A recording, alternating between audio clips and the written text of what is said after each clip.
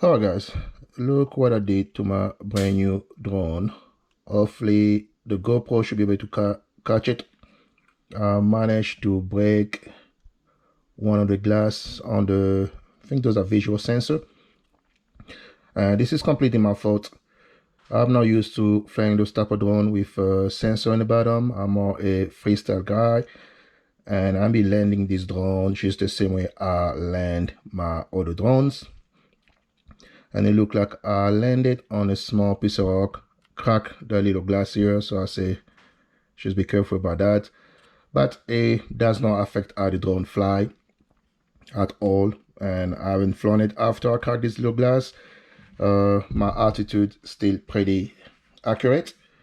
And one of the good things is I do have fresh care or refresh care for the DJI, so I could send it back and they should be able to fix this pretty easily. I think I may fix it myself, but they're not selling those sensors yet. But I could send it back. The only problem is I don't want to send it back. I really like this drone. I've been flying the heck off of it. I'm really enjoying it. This is a very good drone as long as you're flying it the way it was meant to be flown. If you cannot go out of the way it's supposed to be flown, it's not really that good. I'm gonna go a little bit more over that in the video. But right now I'm about to do something that really annoys me about this drone. As I say, I have a bunch of flight on it. And right now, what I need to do is transfer my flight video from the drone to my computer. And of course, you do have the little thing in here, so you can connect to your USB card.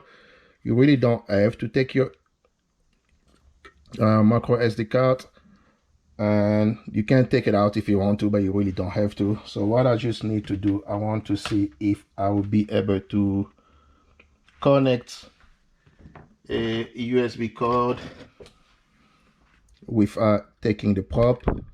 Let me see. Oh, look like it's feasible. So yeah, I think in the previous video I tell you guys to take the prop out, but you can actually access it pretty easily.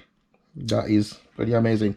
So let me take the video footage out of this guy and we keep on going with this review. So I did say that this is a very good drone as long as you fly the way it's intended to be flown. And what I mean by that is that the AVATA is a cinewhoop. And what makes it a cinewhoop is that it does have prop guard or docks, depending on who you talk to. And the main point of the prop guards is not only to protect the props, but it is only to protect the subject from the props. What I mean is that it is intended for proximity flying. It is intended for you to fly around subject. A subject could be an actor, or it could be a tree, or an expensive car. The prop guard are there to keep the prop from damaging an expensive car or something expensive, or hurting an actor. The main point also of a cinewhoop is to, like I say in the name, is to get some cinematic footage.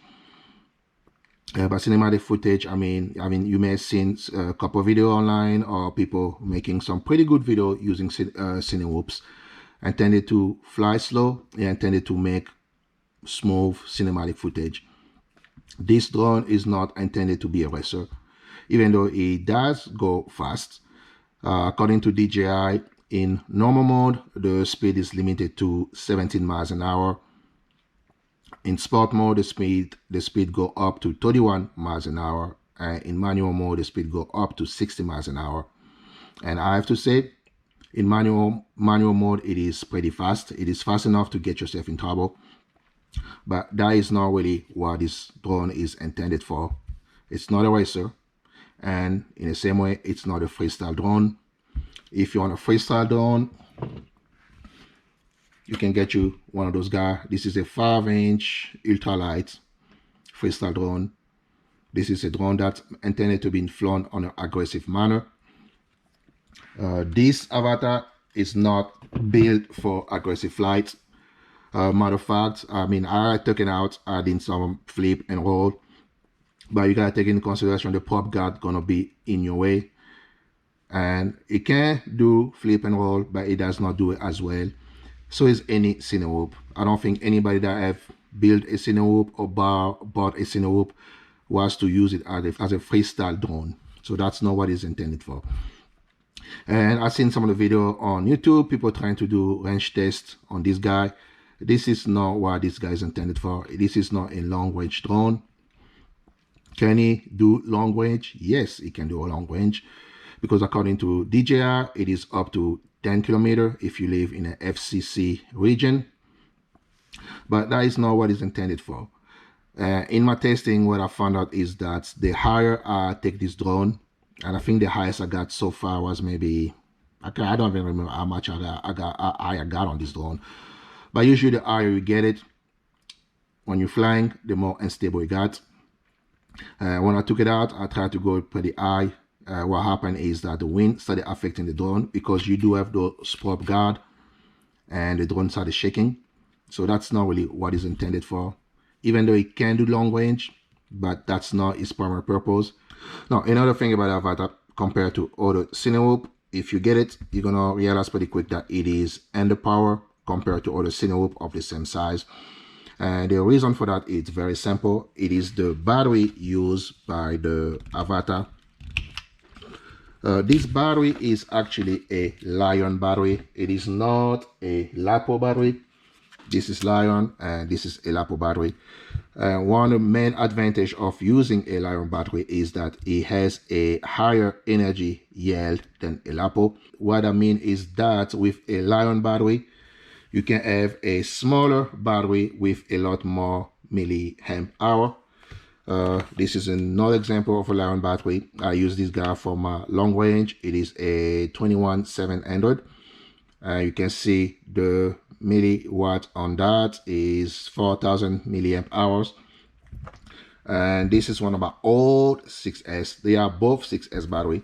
This is also a 4000 milliamp hour battery. But if you look at the size, one is pretty much smaller than the other. The Lion is much smaller, and the Lion actually weighs much less than this LiPo. Another advantage of the Lion battery is that you can take it down to a much lower voltage. On a LiPo battery, you're not supposed to go lower than 3.5 voltage per cell, while on a Lion battery like the DJI one, you can go up to 2.8 without damaging the battery. So a Lion battery gives you a much higher flight time than a LiPo battery. Main disadvantage of a Lion battery compared to a LiPo battery is a Lion battery are low discharge battery. If you do any kind of maneuver on a drone that require high current voltage, Lion battery won't do as good as a LiPo. As I said earlier, I use these guys for my long range drone. Give me great flight time, but one thing I don't do with this guy when I'm flying on my drone, I don't do any kind of crazy punch out, because those batteries are not designed for that. If I try to do some punch out, you can see the voltage drop on the goggle very quickly, while with this guy I can do punch outs all day long and the battery should be fine. The battery is actually fine. It does not even affect the battery. So Lion battery work pretty good as far as flight time goes. Work pretty good because you can have a smaller battery with a lot more power, milliamp hours, but not as good when it comes down to aggressive maneuver, any kind of maneuver that require a lot of voltage. A Lion battery is not meant for that, and that's one of the reasons you're gonna see if you get the AVATA, if you try to do something very, very aggressive, the drone gonna feel underpowered. It's just because of the type of battery they use. In conclusion, who is this drone made for? This drone is made for people that want to give a try to FPV, pretty much beginner. And this drone is also made for professional, people that want to use this as a tool for the profession. That'll be people like Narc FPV or oh my god, people that actually make money with drone. This drone is not made for DIY drone, die-hard FPV pilots. If you are one of those people, you can still get it. I got it. I am an FPV pilot. I do enjoy it. But you got to understand that this drone does come with some limitation. It is a cinewhoop, and it is intended to be used as a cinewhoop. It's not intended to be used as anything else. If you understand that when you're getting this drone, then you're gonna love it. It's just the same way I like it. I'm using it as the way it was intended to be used. If you use it in a different manner, it can get the job done as a freestyle, but it suck at it. It can get the job done as a long-range drone, but I would say it suck at it. This is meant for proximity flying. This is meant for slow flying. I'm using this guy primarily as an exploratory drone. I've been taking it, as you see in the footage, to place I usually will not take any of my other drone just because I don't want to lose them. But with this guy and with the DJI technology, I know I'm not going to be fail-safing. The likelihood of me fail-safing on this drone is very small. And even if I do fail-safe, it does have return to home, so I know at least I won't get my drone back. That was pretty much my opinion of the drone. I hope that you enjoyed the video, and I will see you on the next one.